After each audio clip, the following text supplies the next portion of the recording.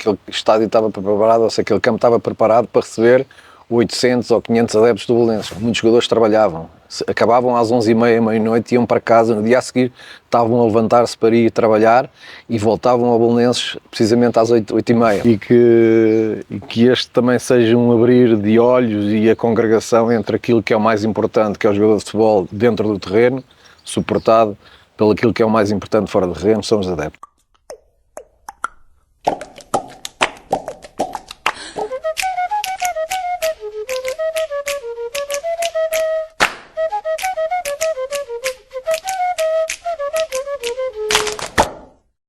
Estou aqui com o José Teira, ex-jogador de futebol, também jogador do Belenenses e atualmente diretor desportivo do Belenenses. Gostava de, já que vamos ter esta oportunidade, começar por falar daquilo que é o Belenenses atualmente e do que foi o Belenenses nos últimos largos anos. Como é que é para si, que foi jogador do Belenenses e que viveu essa fase, ver hoje o Belenenses, ter visto a descida ao inferno e agora este regresso à segunda divisão? Primeiro, o Belenenses é um clube que se situa dentro daqueles clubes que têm um trajeto muito sinuoso. Isto até do próprio complexo.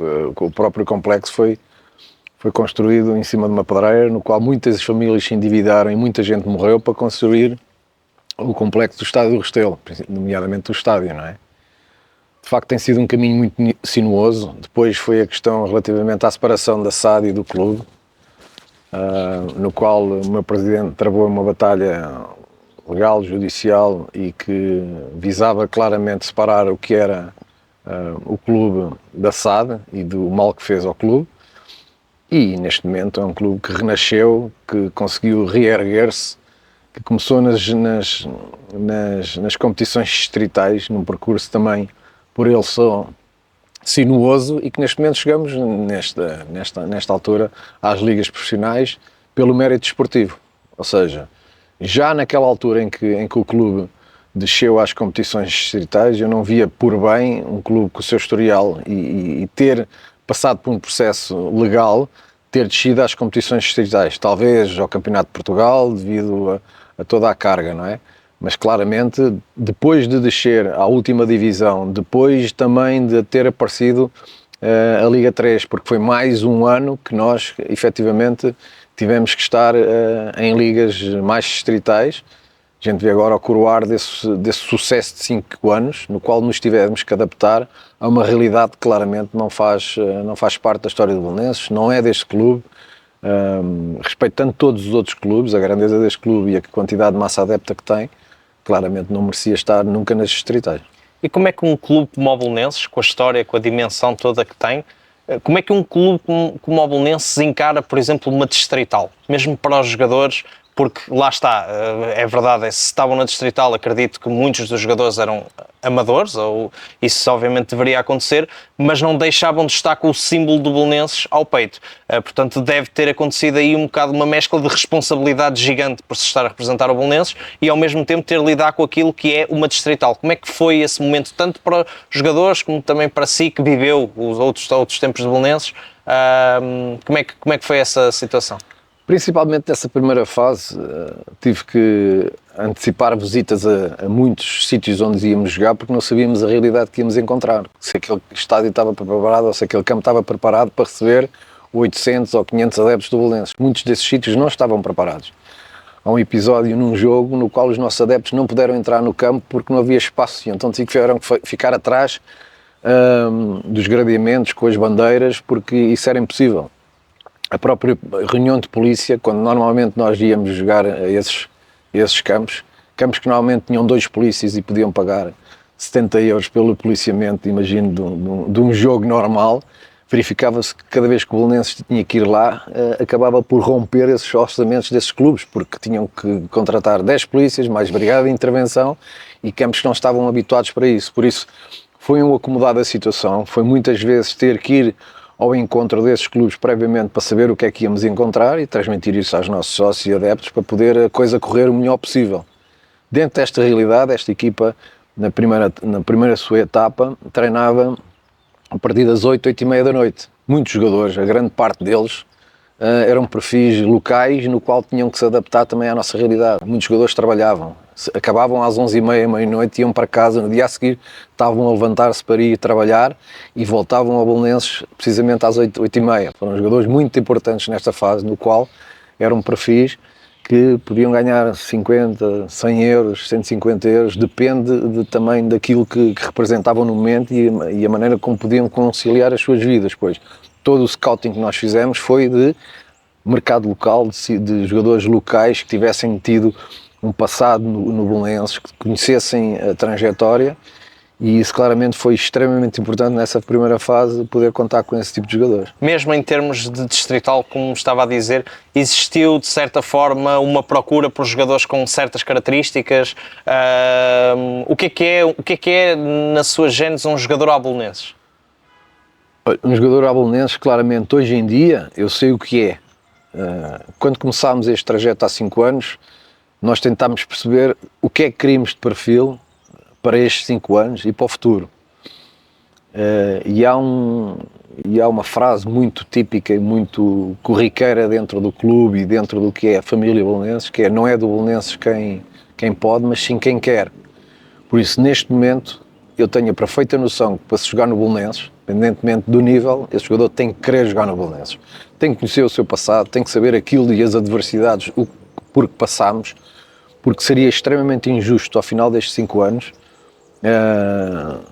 fazer ruir um ADN de um jogador no qual tentámos batalhar ao máximo. Todos os jogadores que vieram para cá foram jogadores que entenderam a causa e que quiseram participar nesta via sacra desportiva do próprio clube, porque não é nada fácil reerguer da distrital um gigante como o Belenenses, envolver as suas gentes, perceber o que é que foi o seu passado e perceber toda esta trajetória e no final abdicar disto, ou seja, o ADN do clube e o ADN da personalidade de um jogador do Belenenses, disso jamais será inegociável. Sente de alguma forma esta descida ao inferno, vamos chamar-lhe assim, o facto do Belenenses ter descido até aos campeonatos amadores e agora ter-se reerguido e ter chegado à segunda divisão, deu de certa forma para o clube ganhar uma nova vida? Porque a sensação com que eu fiquei no Jamor foi, primeiro, vi muita gente jovem a apoiar o clube, e não sei até que ponto isso não tenha também ajudado o clube. Claro que nunca é positivo isto que aconteceu ao Belenenses, mas de certa forma ter ajudado as pessoas a voltarem a encontrar-se com o clube. Sente que isso aconteceu? Eu acho que houve muita gente que, quando houve a separação entre o clube e SAD, ficou dividida, ficou desagradada com a situação, ficou triste com a situação e tentou ao máximo perceber onde é que se podia situar.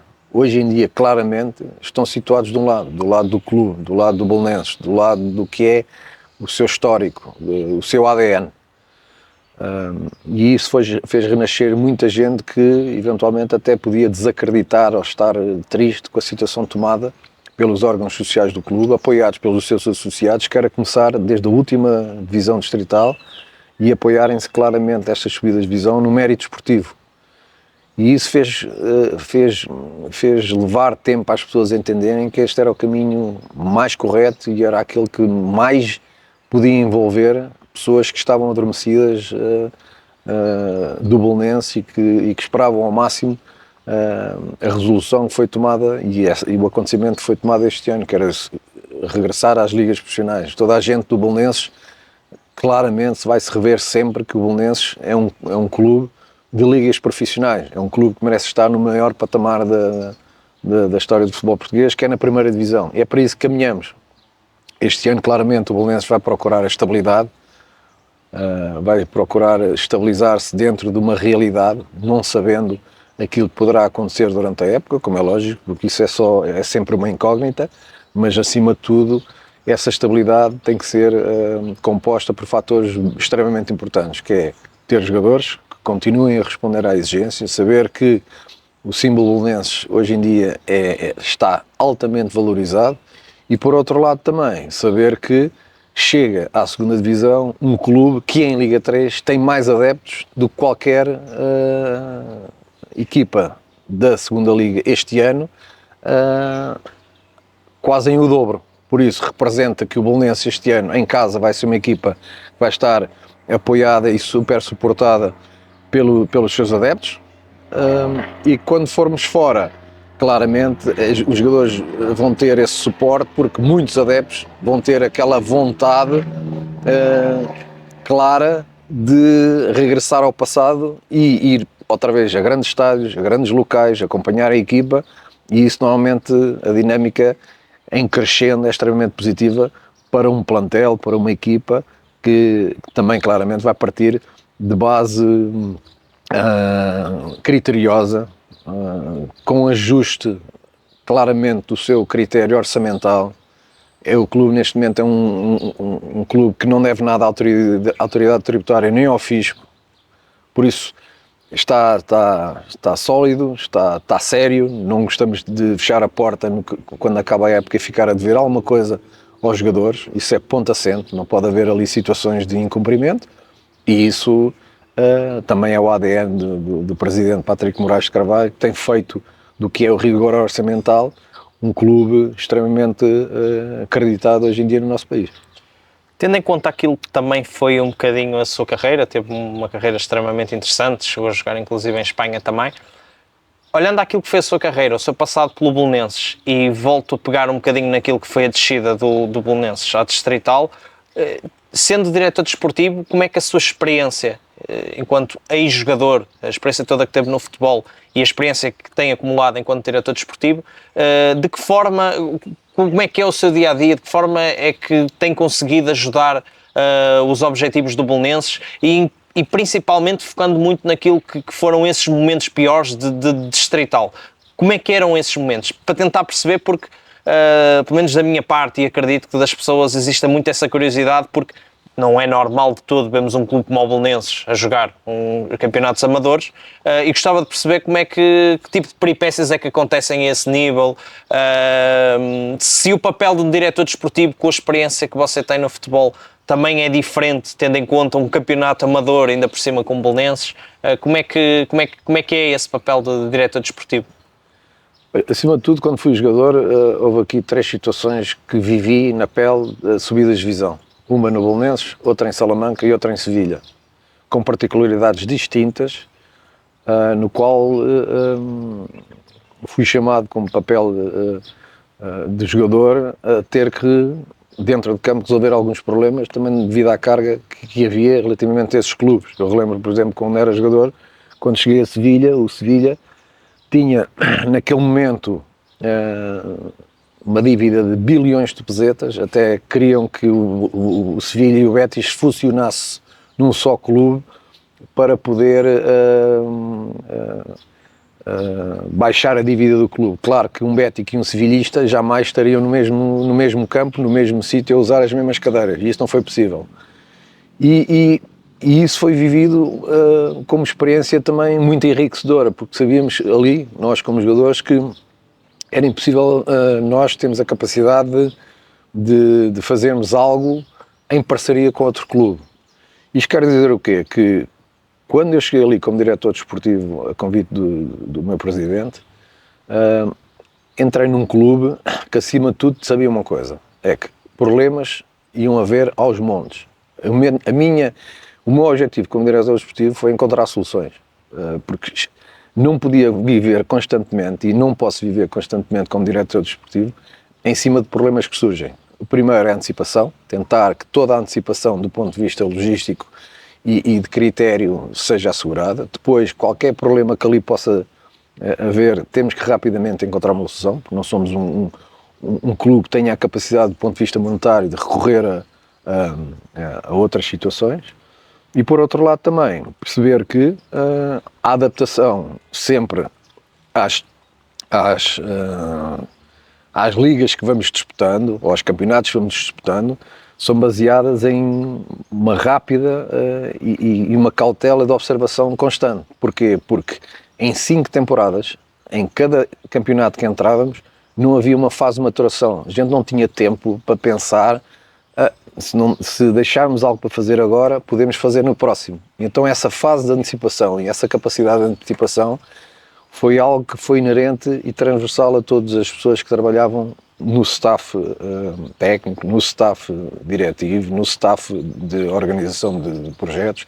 Por isso, havia aqui uma comunhão e uma convergência em relação a todo esse tipo de ideias. No dia-a-dia, sendo diretor desportivo, também dentro da estrutura daquilo que é o Belenenses e das pessoas que trabalham para o clube, existe uma noção clara do orgulho que os adeptos também têm naquilo que tem sido feito ao longo dos últimos anos, no reerguer do Belenenses. Vivem com a sensação de que de facto têm feito um trabalho bom e que vai de encontro àquilo que é as expectativas de um clube como o Belenenses. Como é que se tem vivido toda esta, digamos, até euforia das constantes subidas de divisão do Belenenses e agora, a maior de todas, o regresso a uma segunda divisão? Eu sinceramente, neste momento, ao dia de hoje, para mim a subida de divisão já lá vai. Primeiro, porque sou uma pessoa do terreno. Segundo, porque toda a minha vida vivi de semana a semana. O que se faz bem hoje, esta semana, na próxima semana poderemos ser bestiais, agora na próxima semana podemos ser umas bestas. E claramente temos que nos adaptar a isso. Não há tempo para lamber feridas, não há tempo para comemorar, não há tempo para eventualmente baixar a guarda. O nosso estado de alerta enquanto diretores desportivos ou enquanto jogadores no terreno tem que estar constantemente presente. Pela simples razão de que a mim, como diretor desportivo, claramente o que me preocupa são os detalhes. Eu não vou impor ao meu treinador algo que é contra a natura. Ele tem o seu modelo de jogo, tem o seu sistema de jogo. A minha relação com os meus treinadores, só tive 3 até agora, Nuno Oliveira, Hugo Martins e agora o Bruno Dias, foi claramente durante a semana e durante o tempo que estou com eles, pô-los a pensar. E eles sabem, e neste momento o meu treinador sabe, e o futuro que há de vir, se eu ali nem continuar, uma das coisas que eu lhes digo ao início da época é: eu não almoço eu não almoço do ponto de vista de amizade com os meus treinadores, claramente, porque se eu tiver uma relação de amizade com o meu treinador, a minha capacidade de observação e a minha capacidade de decisão começa a ficar um bocadinho diferente, pela amizade, pela relação de proximidade. Por isso, claramente, aqui o meu objetivo é ser competente em relação ao cargo que eu tenho. E almoçar com ele, vou almoçar, em estágio estamos juntos, claro, temos reuniões, mas nunca posso estender a minha relação como diretor desportivo e a relação que eu tenho com os meus jogadores, com os jogadores de cada época ou com o treinador, numa relação de amizade, porque eu depois não consigo ter a capacidade de observação e de destrinça em relação àquilo que é a competência e a amizade. Daí as coisas para mim são muito claras.